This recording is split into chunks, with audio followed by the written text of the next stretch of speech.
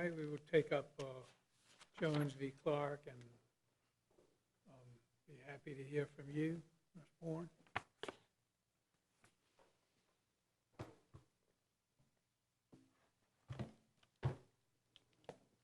Good morning. May it please the Court. My name is Rosemary Bourne on behalf of the Director of the Department of Corrections.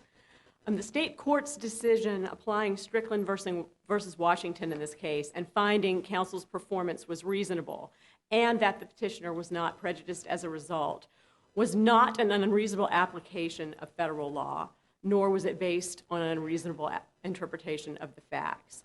Thus, the district court's finding to the contrary in this case was incorrect. Framed correctly, the issue in this case was whether counsel's performance was deficient or he was prejudiced or the petitioner was prejudiced as a result, not whether there was a confrontation violation in this case. Counsel can and often does make tactical decisions to waive constitutional issues, and those can be valid tactical decisions. Here, the affidavit identified 3 ways in which she rendered reasonable performance. One was that she said she did reasonable investigation. The second was that... Let's go to the first one. She did reasonable investigation. It sounds like a conclusion. I think it's up to the court to determine whether it was reasonable or adequate. What did she say she did? She said she reviewed discovery materials. She said she reviewed the materials, and she looked at the evidence in the case. She looked at the certificate, did she? Well, Your Honor, in contrast, it's his... That's the question, isn't it? She never said she even looked at the certificate. She said she conducted reasonable investigation, and she did... Are you going to answer my question? Is that correct? She didn't say that in her affidavit. Right, she never said that. And that is, as the French would say, the piece de resistance in this case, isn't it not? The certificate? Well, it's the evidence in the case. Right, that's what it's all about. Certificate that she allowed to come in without any expert, right? Isn't that the sine qua non of the case? Well, she didn't. She reviewed all the discovery materials. Is it not the main thing? Well, in every drug case, the certificate is unnecessary. Every case. In this case, this was the sole thing. No, it wasn't. Your Honor, I disagree with that. There was an admission that he had made a mistake when the victim went and confronted him and asked him why he broke into his house. What was the mistake? He said mistake. That's not it. That's a clear admission.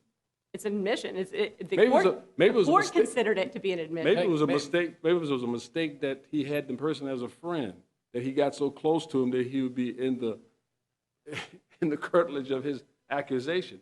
Just said a mistake. He didn't say he did, so that's not clear. Really, the case was the trial. The case was that she allowed the fingerprint report to come in without the expert, and she allowed that. That's correct. That's what I'm saying. That's the main thing. And her investigation didn't even say she ever looked at it. But she reviewed all the discovery materials, and clearly that would have been... She didn't say all of them. She said the discovery materials. That could be the article, definite article of what? What did she look at? We don't know. But clearly under Virginia law, the prosecution is required to turn over the certificates of analysis prior to trial. It would have been in the discovery materials. How do we know that from this record? Well... From this record? You don't. We don't. There you go. Go ahead.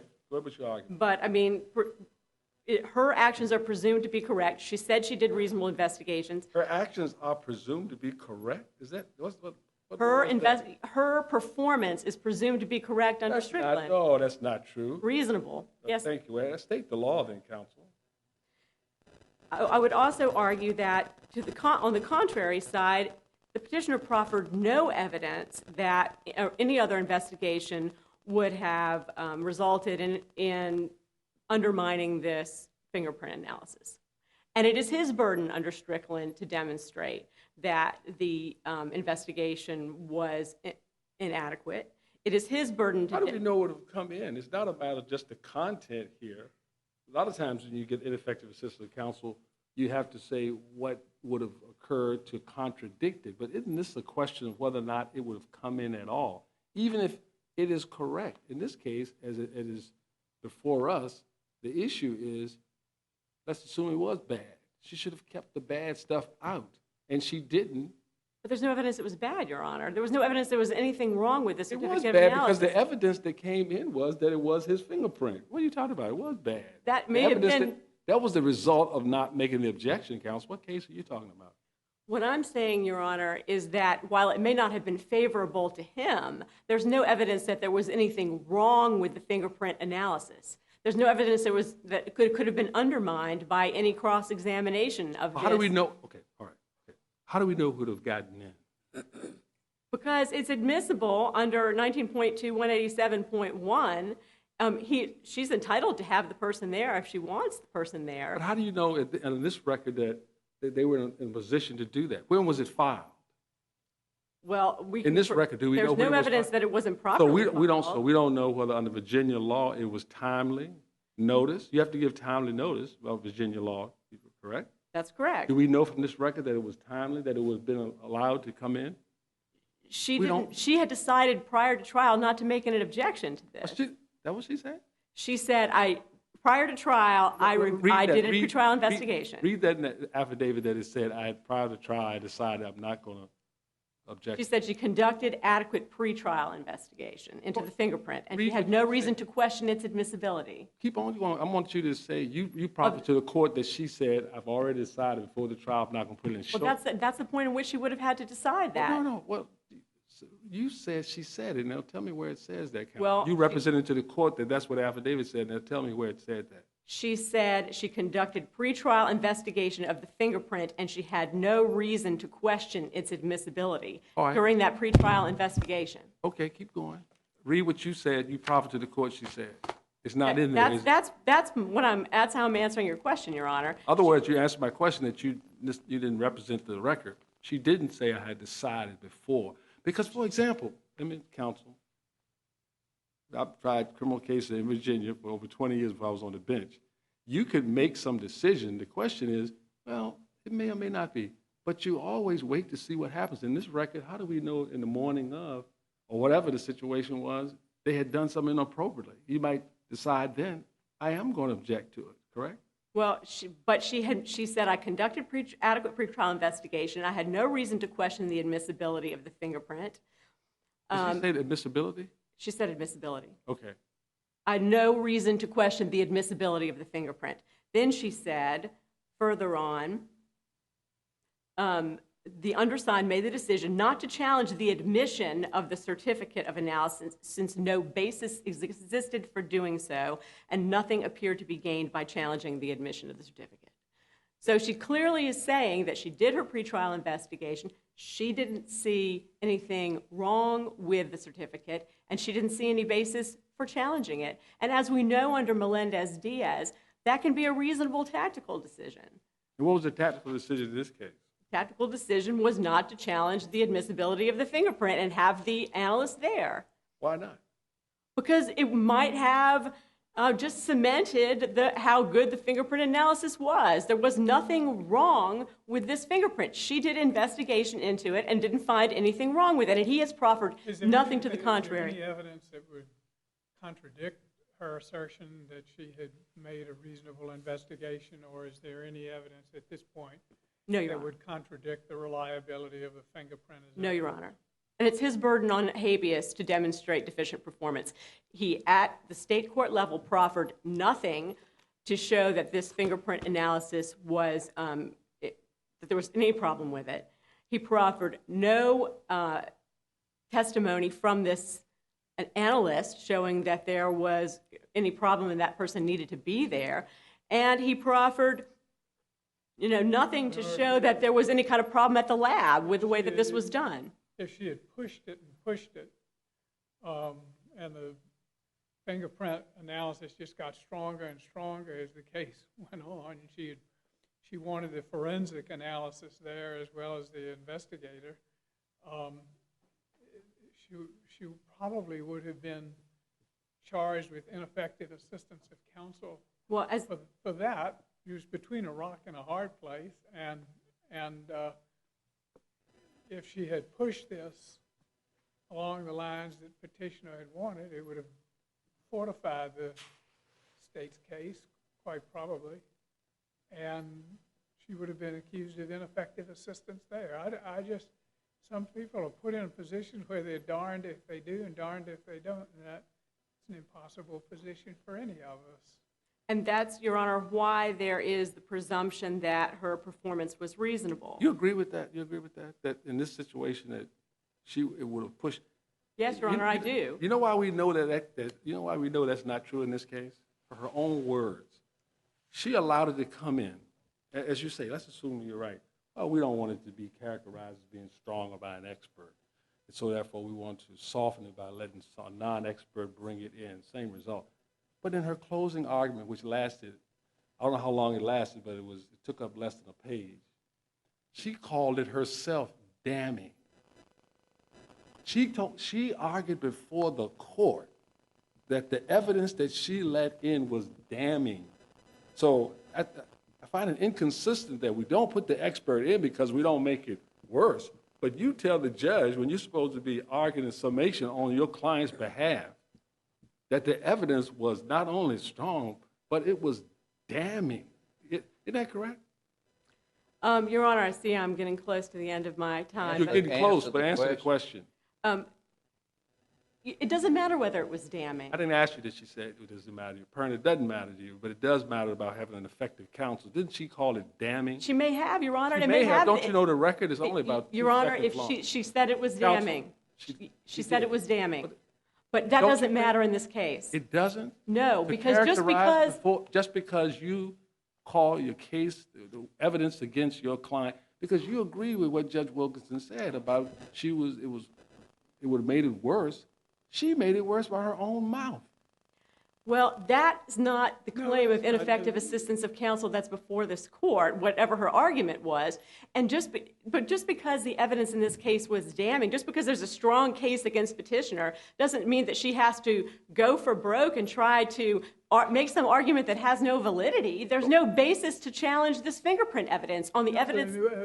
I understand what you're saying, because it's a question of how much emphasis is going to be given to any given piece of evidence, and sometimes the counsel gets credit for candor in the jury's eyes by saying, I realize that this is evidence and it's not, this is evidence and we admit it's not favorable, but on the other hand, look how many people had been in the dwelling and there were other fingerprints here, and so it's not as if she was asleep at the wheel.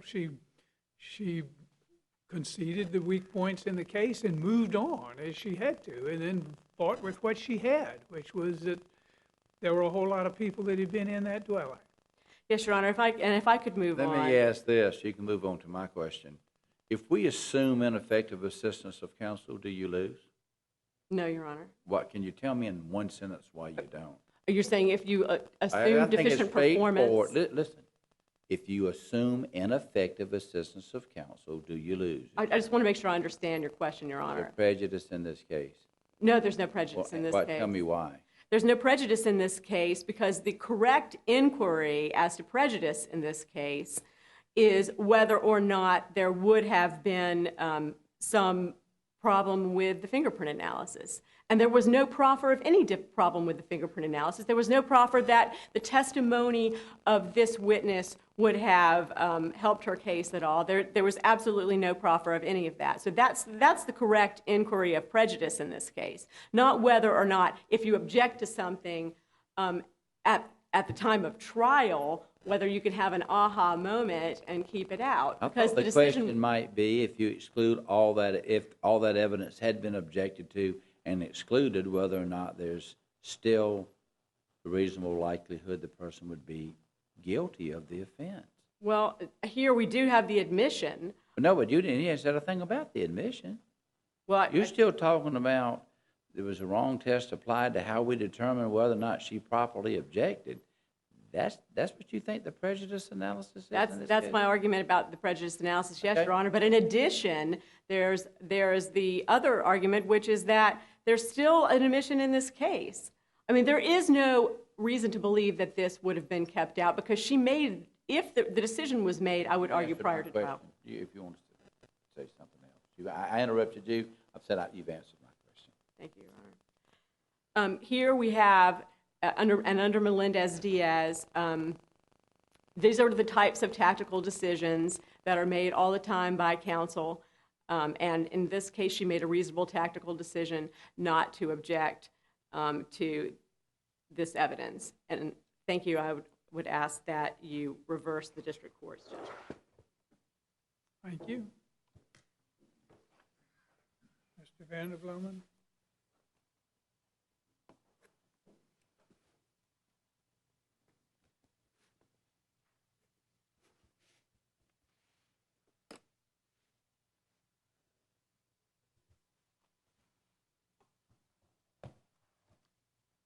Good morning, Your Honors. May it please the Court. I'm Tom Vanderbloemen from Greenville, South Carolina. It's a pleasure to see all of you here today. I find myself in somewhat of an unenviable position because I am here appointed to represent a gentleman who did not need the assistance of a lawyer. Could you speak up a little bit, please? Yes, sir, Your Honor. I apologize. Thank you. I want to make sure I hear you. Absolutely. Judge Wilkinson, I was saying that I find myself in somewhat of an unenviable position because I've been appointed to represent a man who did not need the assistance of an attorney in the district court below to explain the constitutional error in his state court trial. But we sometimes think about pro se cases as being rare and exceptional. But when you look at the facts of this case, you'll realize that the district court reached a correct result. This district judge had been on the bench for about 20 years at the time of this decision and knew the types of prisoner complaints that come in. As we know, by and large, most of the prisoner petitions are not usually meritless, or are not usually with merit. This is an exception, and the district court made it clear this was an exceptional and unusual case.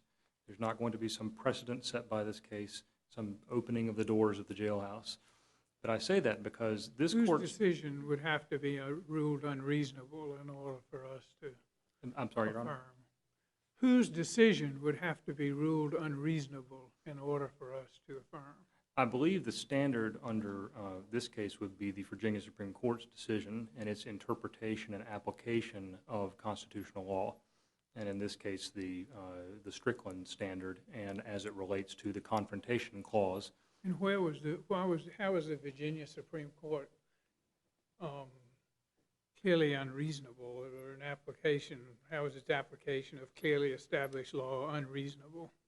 Yes, sir, Your Honor. That is a core question in this case, and I would be glad to get to that You in my argument. just ask it, so why don't you answer it? Instead of applauding the question, just answer it. Your Honor, first of all, let's talk about the first prong of Strickland. Strickland has two prongs: whether there was a deficient performance of counsel, and secondly, whether there was prejudice from the deficient performance.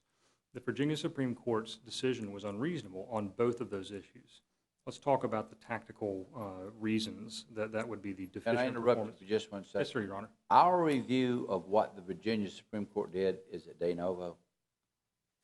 No, sir, Your Honor. I don't believe that's true. I believe that a review of the district court is de novo, but I do believe that the standard of review is whether the Virginia Supreme Court's decision is No, unreasonable. but I'm talking about, we don't give deference to the district court. That's correct, It's Your Honor. presented to us de novo. That's correct. Right.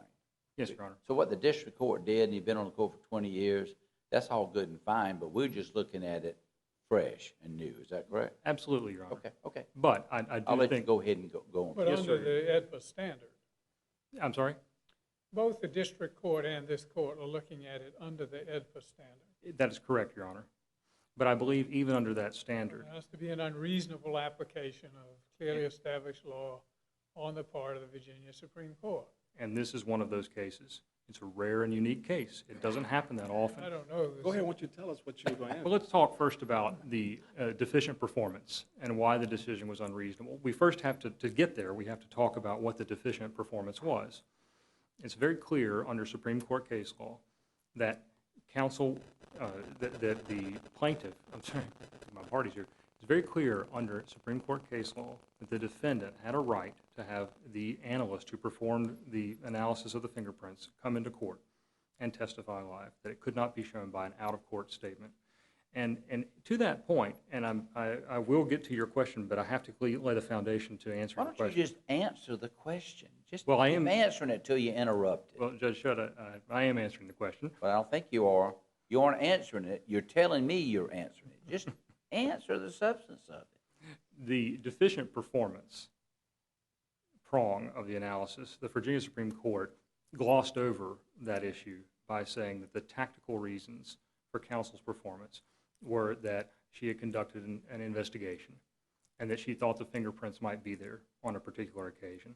As the district court pointed out, that was an unreasonable assumption because we know from the facts that the fingerprints were found on the back window of the house. The only evidence in the record of my client ever having been to the house was that he came through the front door, invited by the victim of the crime. It would have been unreasonable for counsel to assume that the fingerprints found on the back pane of the window would have been consistent with anything found with what my client had done. But even at this late date, I still do not understand what was introduced. You have the burden, and I still don't understand what was introduced to indicate that the affidavit was a false statement, that she hadn't undertaken a reasonable investigation. I still don't understand what was wrong with the fingerprint evidence. I mean, it seemed to me that the counsel took the tack, and I don't understand why it wasn't a reasonable strategic judgment, to say, okay, I've got this evidence on the fingerprint, and it's bad, and what I'm going to try to do is show that there were a whole lot of fingerprints, or that there were a whole lot of things, and make it seem to be a very circumstantial case. And, you know, that's what lawyers do all the time. And as the opposing counsel said, you do have the burden here, and I'm still not sure what was wrong with the investigation. What was she supposed to look at? What was she supposed to do? What was wrong with the fingerprint? I don't know. I mean, and you bear the burden on that. Well, if I may, I'll address what I think are those 3 points that you raised. First of all, what was wrong about the affidavit and what was wrong about the investigation? We don't know because... See, we have to look because circuit courts are being reverse per curiam on ignoring AEDPA standards. I understand that, Your Honor, and it is a very high standard. I don't shy away from the standard. But to Judge Gregory's point, to simply have counsel say, I conducted an investigation, does not tell us why the investigation showed that there was no use in bringing the issue up. I'm asking, that's not what I asked. I asked whether you introduced something, whether there was anything introduced before the district court to make it seem that the investigation was unreasonable. What else was she supposed to do? I'd be glad to comment on that because there is one way of showing that, and one way of showing that counsel's performance was deficient is by looking to a statute that the Commonwealth cited in the reply brief. And the Commonwealth cited a statute, I believe it is section 19.2, 187.1. It's cited in the Commonwealth's reply brief for the first time. I don't think it was ever mentioned below. But the Commonwealth says that under this statute, the remedy for raising an objection would have been to grant a continuance. And I don't think that's correct, Your Honor, when you look at the statute. So the statute, let's look at what the statute says, because it's very important to your question. The statute was enacted several years ago, but was revised in 2009, just after Melendez-Diaz was handed down. Because in Melendez-Diaz, the question was whether these statutes, these notice and subpoena type statutes for crime lab analysts, whether those statutes passed constitutional muster. The Virginia legislature in 2009 held a special session to address that issue and passed a revised statute. The statute was then later revised in 2010, and I believe that was right before my client was tried. Now, what does the statute say? Even if the Commonwealth can rely on it, I think it actually helps our argument. There are 3 things that the Commonwealth has to do under that statute. Number 1, they have to present and serve on the defendant the fingerprint card. All right, now, you know, we're dealing with constitutionally ineffective assistance. And let me explain why this... You and I both recognize that a state statute doesn't dictate constitutional standards. I would certainly agree with that, Your Honor, but... We're dealing with Strickland here. Absolutely, Your Honor, but what does the statute require? It may provide for whatever basis of state law that the Virginia Supreme Court... Absolutely, and We're state talking law... constitutional standards. Yes, sir, Your Honor. But I think it informs our analysis because it was passed right after Melendez-Diaz. It requires three things. They have to serve the fingerprint certificate on the defendant 28 days before trial. Number two, they have to attach to the certificate a notice to the defendant that he has a right to object to the introduction of the evidence if it's just going to be put in through the certificate. And number three, they have to file that with the clerk of court.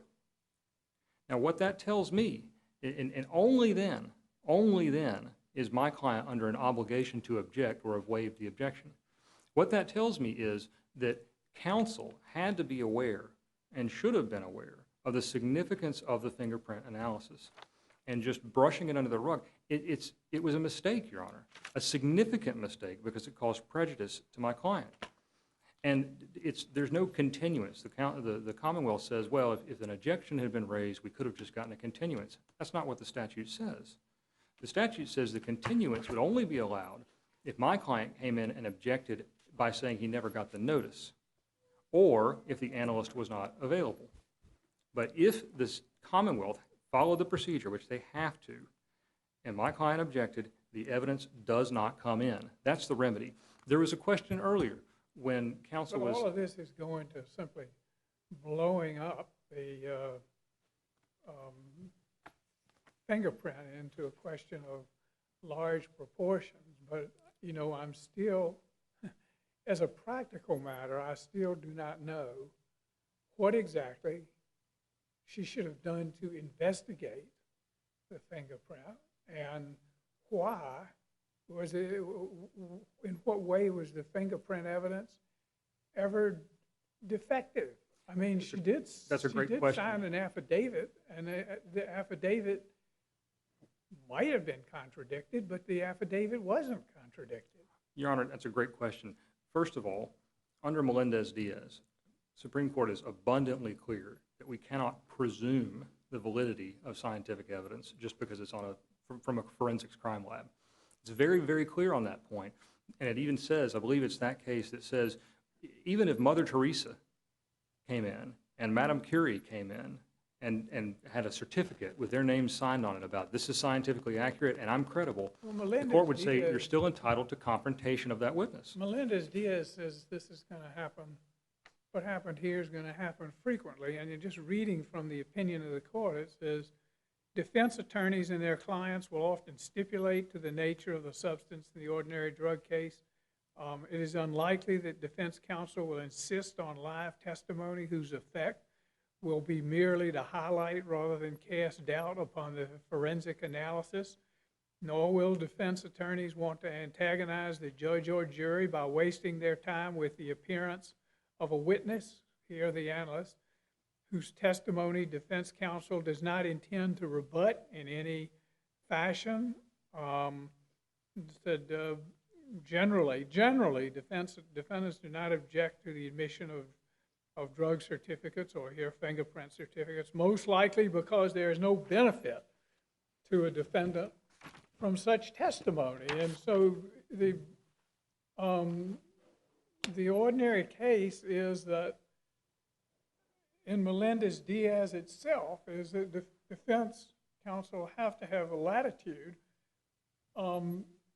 not to go into the fingerprint analysis, not to insist on the forensic analyst being called, and if the counsel had asked for the continuance that you're saying, and you keep pushing down that road, the Commonwealth is going to call that forensic analysis, or the forensic analyst there, and that's going to give, that's going to be one heck of a lot more persuasive than the investigator's very brief testimony, because the investigator who testified as to the certificate is no kind of expert, but the forensic analysis is, and the last thing you want is for a jury to hear the forensic analyst rather than the investigator. Your Honor, I'd love to respond to that. You'd be substituting a strong state witness for a weak one, and you'd have nothing to rebut it with. You'd just be sitting there dead in the water. Your Honor, I'd love to respond to that if I may. Sure. First of all, you said in the ordinary case. this was not the ordinary case. It was a bench trial, and the defense The counsel... Menendez antagonized the judge. Let me take that point, because that's one of the points I wanted to respond to. How would it antagonize the judge? It was a very simple question of whether to let the evidence in or not let the evidence in. If the evidence didn't come in, he couldn't be convicted. There wouldn't be enough evidence there. And how would it antagonize the judge further? Remember, defense counsel, in her closing to the court in the bench trial, said the one piece, the one item of evidence that connected my client to this scene was a fingerprint. The fingerprint was already out there. Everybody knew about the fingerprint. But that's not counsel's fault. That is we try to charge everything up to deficient counsel, but this is not counsel's fault. It's the fault. It's a piece of evidence. Facts are stubborn things. Yes, sir. And you can't blame a lawyer for every piece of adverse evidence that is hard to get around, circumvent, rebut, or something, or whatever. It is there. It is sitting there. And it's not counsel's fault that the adverse evidence is there. But the evidence wouldn't be there if counsel had kept it out, which counsel had an absolute right to do under Melendez-Diaz and under that Virginia statute, which followed Melendez-Diaz. So I would disagree respectfully with Your Honor that Melendez-Diaz and counsel's right to keep that out shows the deficient performance. She had a right to keep it out if the proper procedure had been followed. Is there any evidence of that? There is no evidence that the Commonwealth followed its own procedure. You just mean that she had the right to request a procedure to challenge it, correct? I believe she had there was a constitutional right to confront the witness. But to confront it doesn't mean it doesn't come in. Well, if the... you agree with me? You say she had a right to keep it out. That's not absolutely true. She had a right to the procedure which might or might not have led to it being kept out. Isn't that correct? Yes, sir. And let me follow up on that. And is there any evidence in this record that it would have been kept out had the proper procedure been followed? I believe so, absolutely, Your Honor. What is it? That evidence is that it was an out-of-court statement put in No, but you could cure that, couldn't you? Your Honor, it would not be my client's obligation as No, listen to me. If she had objected, would the court have said, it's out? Yes. There's no way it can come in. Yes. Could the state not have said, Your Honor, we'll call the analyst to come in and testify on it? There's no evidence. No. Listen to I said if. If they'd said that, it wouldn't have been automatically out of the case, would it? Well, if the analyst... Would it have been automatically out of the case? Not if the analyst was present. Would the answer be no? I'm trying to answer your question. Well, just answer it. If there had been an objection, and the government goes, well, Your Honor, we didn't realize it was subject to that. We'll get the analyst here. Would the court go, too bad, it's out under any and all circumstances? Well, I think if the analyst... Listen, answer the question. You do not think, you're a good lawyer, that is not an automatic out, is it? It's not. Okay, so now after the fact, is there any evidence that had that procedure been used, there was some deficiency? Is there any evidence in this record of that? I still don't know that I fully understand your question. Well, listen, let me ask you this. It's very simple. Is there any evidence in this record that had the analyst testified to deal with the confrontation problem, that there was something deficient in the process or his testimony? Is there any... Good question. Good question. I understand. Any evidence of that in this record? No, but it's not required. And the reason why... Well, you know why... what? Whether or not it's required or not, maybe we can determine. But I first wanted to get the factual answer from you. I understand your question. And the reason it's no but is because under Melendez-Diaz and under the constitutional right, my client doesn't have the obligation to show he is entitled to the privilege of cross-examination and confrontation. No, nobody said that. We take that. I'm asking, is there evidence that had he been afforded that constitutional right, is there any evidence in this record that it was a problem? You could have that in a case, couldn't you? Yes. You could come in with an affidavit going, Your Honor, here's an affidavit that fingerprint analyst we now know was corrupt or didn't handle evidence properly. You could have that. Sure, but I could have that evidence against Mother Teresa and Madame Curie, and we know what the court says about that. I don't see that this lawyer was ineffective, and the problem that I have is you're going to go down the road to creating an unwaivable right under Melendez-Diaz, and you want us to make a ruling that essentially is going to say that lawyers have to push on evidence with which there is nothing wrong and no real basis to question. And it's not just a right of investigation question, because I don't think there's been any case made that she didn't investigate this. I don't think that her affidavit has been proven to be some kind of falseness or anything. And what you're going to end up is with a ruling that is adverse to the interest of criminal defendants, because you're going to force lawyers to bring on forensic analysis who are going to just nail down adverse evidence in the eyes of a judge or in the eyes of a jury or whatever trier of fact there is.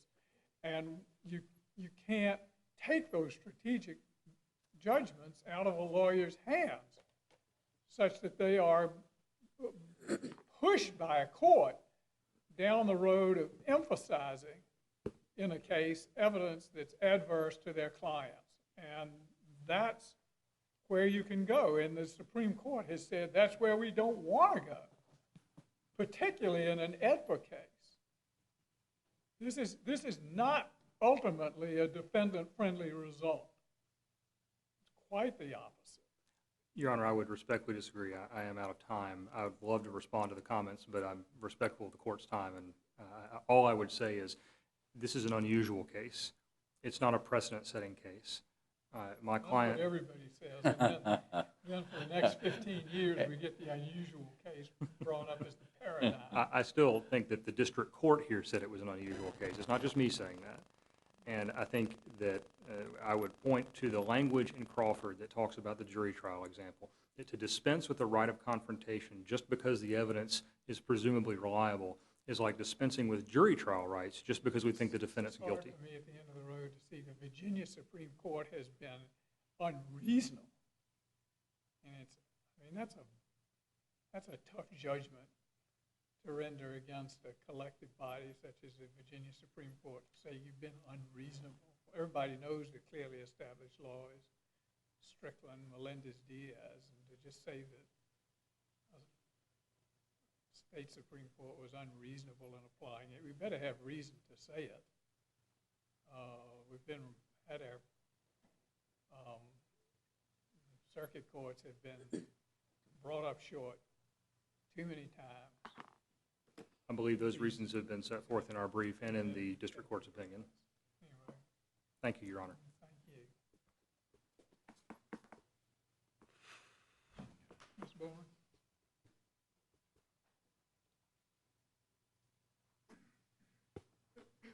Briefly, Your Honor, of course, I would argue that this isn't an unusual case. This is like any case. That's really surprising. He argues it's the most unusual case he's ever seen, and you went the run-of-the-mill. It's a run-of-the-mill burglary and grand larceny case, and it's no different from the run-of-the-mill drug case where there are usually only two witnesses, one of which is the analyst who talks about, or the certificate which talks about what the substance is, and the other, which is the person who did the controlled buy. I mean, that usually is the only evidence in those cases. And so this isn't anything unusual about this case. In fact, there was more evidence in this case of identity. There was the admission that he made. So this wasn't an unusual case. And this question isn't about what his confrontation rights were. There's no dispute that he has the right to confront the witnesses. The question is whether she is ineffective, constitutionally ineffective, for choosing to waive that right because there was nothing to be gained under her reasonable tactical judgment by having the analyst there. And she's entitled to make that decision. Well, if that was the sole decision, as you say, then why not just allow certificate in, period, and that's it?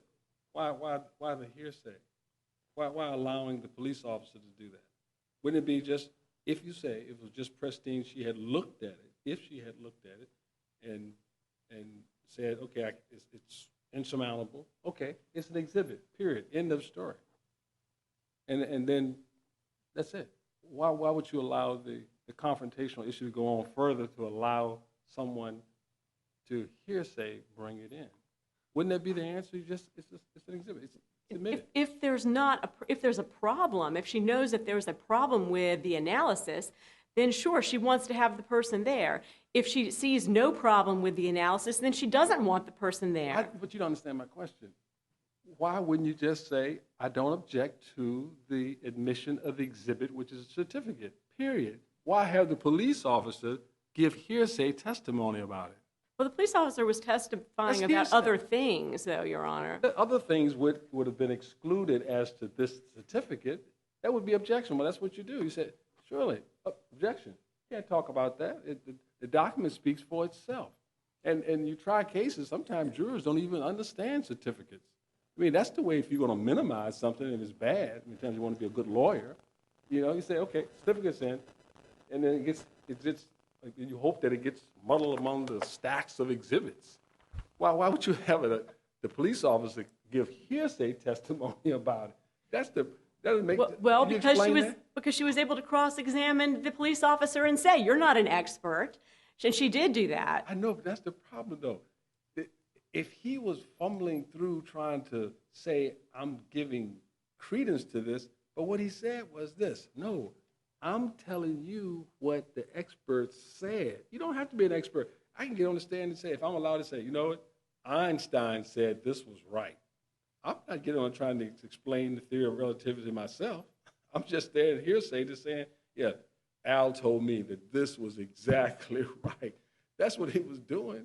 So instead, what you do is you just say certificate in, it's an exhibit. I mean, it's not even consistent with that kind of theory if that's the strategy, if you want to help your client. I mean, that's what lawyers are paid to think for, or appointed to think for their client.